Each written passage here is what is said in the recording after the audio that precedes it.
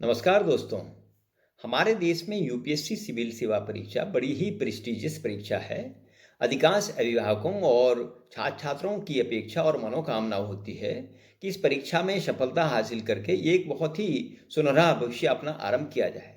अब इस परीक्षा के लिए बच्चे को किस क्लास से, किस उम्र से अपनी तैयारी आरंभ कर देनी चाहिए, इसमें लोग अलग अलग राय देते हैं।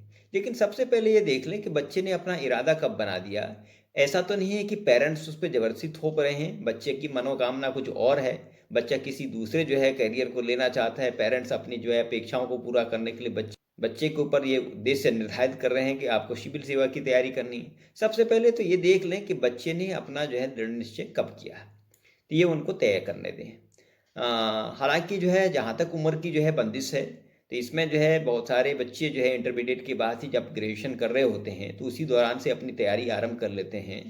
और इसके बारे में मैं आपको बता दूं कि जैसे टीना डाबी 2015 में, अंसर अहमद शेख 2016 में, रोमन सैनी 2013 में और गौरव गोयल 2006 में, ऐसे बहुत सारे नाम हैं जिन्होंने 21 और 22 की उम्र में आईएएस का एग्जामिनेशन पास किया। तो इसका मतलब इन बच्चों ने इंटरमीडिएट के बाद ही अपनी तैयारी शुरू कर ली थी और इस प्रेस्टिजियस परीक्षा में उन्होंने सफलता प्राप्त की। तो ऐसा नहीं है कि बच्चे अर्ली नहीं तैयारी कर सकता है। होता क्या है कि बहुत सारे पेरेंट्स और बच्चे भी चाहते हैं कि जब वो इंटरमीडिएट होते हैं या ग्रेजुएशन कर रहे होते हैं, तो उनको अपने कैरियर या एग्जामिनेशन में अच्छे नंबर लेने के प्रेशर रहता है। तो वहाँ प्रेशर होने के कारण वो उसी पे ध्यान देते हैं और बाकी जो उनके मन में है, ये एम है उन्होंने आईएएस सिविल सेवा परीक्षा में सम्मिलित होने का, उसकी तरफ ज़्यादा ध्यान नहीं दे पाते हैं। और उसके बाद ग्रेजुएशन या पोस्ट ग्रेजुएशन लेवल के बाद, ये बहुत सारे लोग इंजीनियरिंग करने के बाद, कुछ लोग एमबीबीएस करने के बाद इस परीक्षा की तैयारी करते हैं। लेकिन फिर भी उन्होंने जब भी इरादा बना दिया, उसके बाद तैयारी करते हैं, तो निश्चित रूप से उनको सफलता मिलती है। बहुत सारे लोग कहते हैं कि परीक्षा बहुत ही टफ है, कठिन है। उसका कारण है कि इसका सक्सेस रेशियो बहुत कम है। जितने बच्चे भाग लेते हैं, अमूमन जो हमारा डाटा या आंकड़ा बताता है कि 1000 बच्चों पे 1.5 बच्चे इसमें फाइनल एग्जामिनेशन के बाद सफल हो पाते हैं। तो सफलता का रेशियो कम होने के कारण इस परीक्षा को बहुत सारे लोग बड़ा टफ बताते हैं, लेकिन ऐसा नहीं है। बच्चे को अपना इरादा बनाना है। बहुत सारे लोग पहले अटेम्प्ट में ही निकल जाते हैं, कुछ लोग 5-5, 6-6 अटेम्प्ट के बाद निकलते हैं, लेकिन अपना इरादा नहीं बदलते। इस परीक्षा की तैयारी के बारे में मैं कुछ बातें रखना चाहूँगा। इसमें पेरेंट्स और बच्चे भी ध्यान दे सकते हैं कि कैसे कैसे अपने परीक्षा की तैयारी के लिए अपनी स्ट्रेटेजी बनानी है। सबसे पहले तो आप अपना इरादा बना दें, ये तो तय हो गया। बच्चे को सबसे पहले इसके पेपर पैटर्न को जानना है कि परीक्षा किन किन स्टेप से होकर के गुजरती है, जैसे कि प्री, मेंस और जो पर्सनालिटी टेस्ट है, इनके बारे में डिटेल से जान लें कि कितने स्टेप्स इस परीक्षा के हैं। और उसके बाद इसके पाठ्यक्रम से भी परिचित हो जाए। प्री का पाठ्यक्रम क्या है, मेंस का पाठ्यक्रम क्या है। आपके ऑप्शनल 26 में से कोई एक परीक्षा विषय आपको चयन करना होता है, तो ऑप्शनल सब्जेक्ट भी आप अपने मन में इस निर्धारित कर सकते हैं कि ये मेरा ऑप्शनल सब्जेक्ट होगा। इसके साथ साथ कुछ क्वालिफाइंग सब्जेक्ट होते हैं, उनको नज़रअंदाज नहीं करना चाहिए, क्योंकि उनमें अगर आप अनुत्तीर्ण हो गए तो परीक्षा में आप आगे बढ़ नहीं पाएंगे। तो इस परीक्षा की तैयारी करते समय अगर आपने मेंस के अपने ऑप्शनल सब्जेक्ट के बारे में तय कर लिया कि ये सब्जेक्ट मेरा है और वो जीएस के किसी पार्ट को कवर करता है, तो आपका डबल बेनिफिट होगा। उसकी आप फुल तैयारी भी कर रहे होंगे और जीएस में कहीं ना कहीं कोई पार्ट आपका कवर हो रहा होगा। साथ ही साथ GS first, second, third, fourth जो मेंस के पेपर हैं, उनको भी पाठ्यक्रम को देख लें, क्योंकि आप उनके पाठ्यक्रम को देखते हुए प्री की तैयारी कर रहे होंगे। तो साथ साथ आपका प्री और मेंस की जीएस की एक साथ तैयारी हो रही होगी, और ये आपको मेंस में भी बेनिफिट मिलेगा, क्योंकि जैसे आप प्री निकालते हैं तो मेंस के लिए बहुत कम समय रह जाता है। तैयारी करते समय ये भी देखें कि आप स्टेप वाइज तैयारी करें। अगर आप ये पाठ्यक्रम को देखेंगे कि बहुत सारा पाठ्यक्रम है और मेरा ये छूट गया या दूसरा पाठ्यक्रम छूट गया, तो उससे क्या होगा कि आपके मन में एक अनावश्यक प्रेशर बनेगा और आप कहीं ना कहीं आपका जो उद्देश्य है वो प्रभावित होता हुआ नजर आएगा। तो आप अपनी कार्य योजना को इस प्रकार से बनाएं कि उसमें आप उनको छोटे छोटे भागों में बांटें कि इस हफ्ते मैंने कौन सा पार्ट कवर करना है, दूसरे हफ्ते में कौन सा पार्ट कवर करना है, और उसको दिन और घंटों के हिसाब से भी आप उसको डिवाइड कर सकते हैं। तो उसका बेनिफिट आपको मिलेगा और इससे आपको कॉन्फिडेंस होता जाएगा कि हाँ, मैंने इतना पार्ट कवर कर लिया है।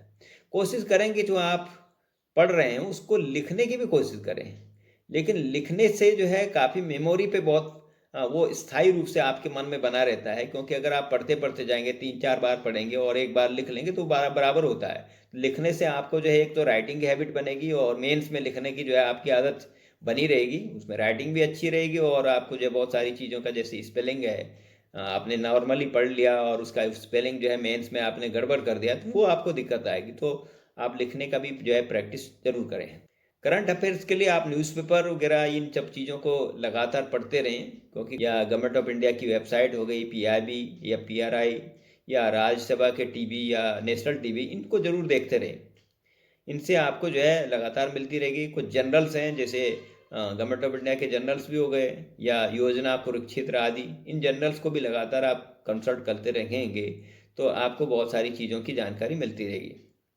विगत वर्षों के प्रश्न पत्रों को अवश्य देखें कि उसमें पैटर्न क्या जा रहा है, प्री में जो है कौन सा पैटर्न जा रहा है, क्योंकि प्री के पेपर को आप देखेंगे तो इसमें current affairs, history, geography, polity, economics, science and technology और इन्वायरमेंट, इन पे जो है इन टॉपिक को कवर करते हुए पेपर आता है।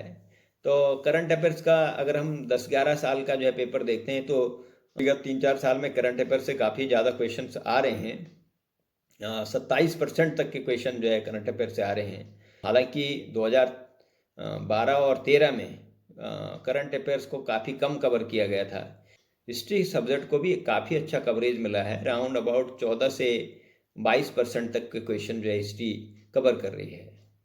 ज्योग्राफी से भी 7 से 16% क्वेश्चंस आते रहे हैं। ये अलग अलग वर्षों में अलग अलग क्वेश्चंस की जो है संख्या है। पॉलिटी में भी काफ़ी अच्छे क्वेश्चंस आते हैं, 22% तक क्वेश्चन गए हैं। हालांकि पिछले साल ये 17 से 14% तक के क्वेश्चंस उससे कवर हुए हैं।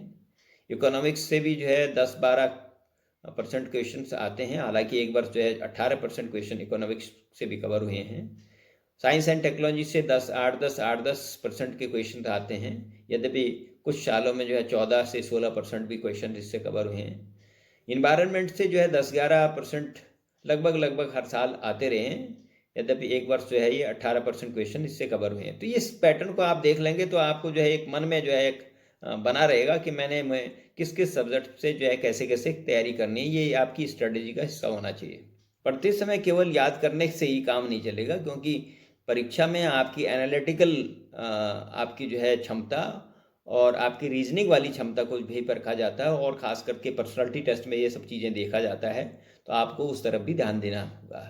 अगली बात महत्वपूर्ण है कि आप फेलियर से या फिर जो है कठिनाइयों से आप परेशान न हो।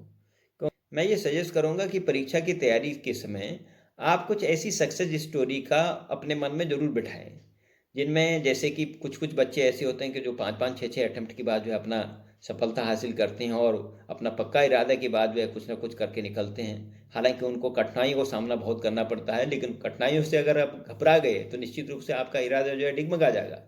तो आपको जो है अगर पक्का इरादा आपने बना रखा है, कठिनाइयों का सामना करना है, तो आपको कंसिस्टेंसी अपनी पढ़ाई में जो है बिल्कुल निरंतरता बनाए रखनी है। कुछ ऐसे बच्चे हैं जो बड़ी कठिन परिस्थितियों में उन्होंने तैयारी की और उसके बाद जो है सफलता हासिल की, उनकी सक्सेस स्टोरी को भी आप सामने रखें। जैसे हसन शफी, रमेश गोपाल, जयंत मनकले, तपस्या परिहार, कुलदीप द्विवेदी आदि बहुत सारे असंख्य एग्जाम्पल हैं जिन्होंने जो है काफ़ी कठिन परिस्थितियों में रहते हुए भी इस परीक्षा की तैयारी की और सफलता हासिल की। तो इससे क्या होगा कि आपको एक मनोबल ऊंचा होगा और आपको महसूस होगा कि जो है मैं ही नहीं, बहुत सारे लोगों ने बड़ी कठिनाई से गुजरते हुए इस परीक्षा को पास किया है। इतना मैं पेरेंट्स से अवश्य अनुरोध करूंगा कि बच्चा अगर तैयारी कर रहा है, लगातार पढ़ रहा है, उसके सामने कुछ कठिनाई होती है या फिर जो है किसी साल में जो है वो उसको सफलता नहीं मिल पाई, तो घबराने की ज़रूरत नहीं। अगर आप जो है उसमें आप बच्चे को जो है हिम्मत नहीं बनाएंगे तो बच्चे की हिम्मत भी जो है टूटेगी और उसका इरादा कहीं ना कहीं प्रभावित होगा। तो बच्चे को जो है आपने सपोर्ट करना है, मन से सपोर्ट करना है, और मन से अगर आप सपोर्ट करेंगे निश्चित रूप से बच्चे को भी जो है बल मिलेगा और वो तो एक ना एक दिन इस परीक्षा के माध्यम से वो सफलता हासिल करके परिवार का नाम रोशन करेगा और देश की सेवा में जो है अग्रणी भूमिका निभाएगा। धन्यवाद।